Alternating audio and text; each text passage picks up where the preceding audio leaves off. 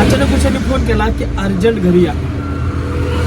घाबरल्यासारखी होती जरा. आता म्हणून अचानक घरी या म्हणलं तर काय झालं नेमकं कळा ना मला. तरी आता अर्ध्या रस्त्यात आले मी निगडीपर्यंत आलो. आता बघतो नेमकं काय झालं घरी. 2-3 वेळेस फोन केला तिने लवकर या लवकर या. तर तिने सांगितलं ना नेमकं काय झालं. घाबरत पण होती जरा आणि सर्व पण शाळेत गेली.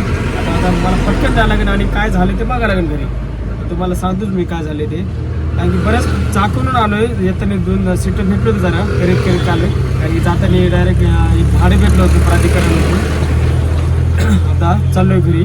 तर तुम्हाला सांगतो नेमकं काय झालं सांगितलं पण नाही मला तिने फोनवर. आता बघतो नेमकं काय झालं ते घरी.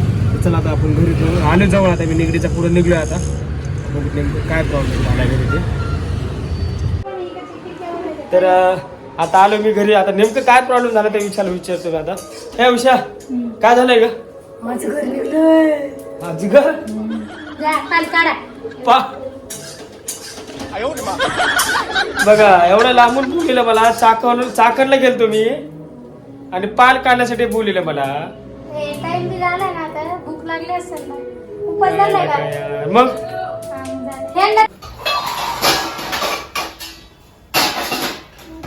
खाली घ्यावं लागेल. खाली मी किती झाड तरी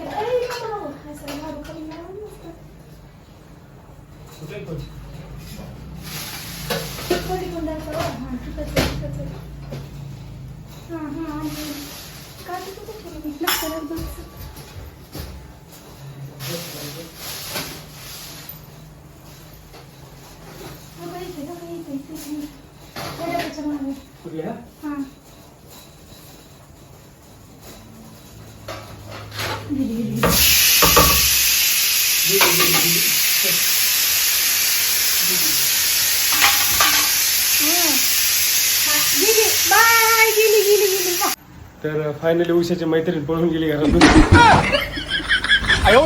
उषाला वारंवार भेटायला येतात आणि मला पळत पटकन यायला लागतं त्यांचं आमंत्रण करण्यासाठी. त्यांचा पाहुणचार करण्यासाठी मला यायला लागतं. आता स्वयंपाक आली भूक लागली आहे पटकन स्वयंपाक करणार.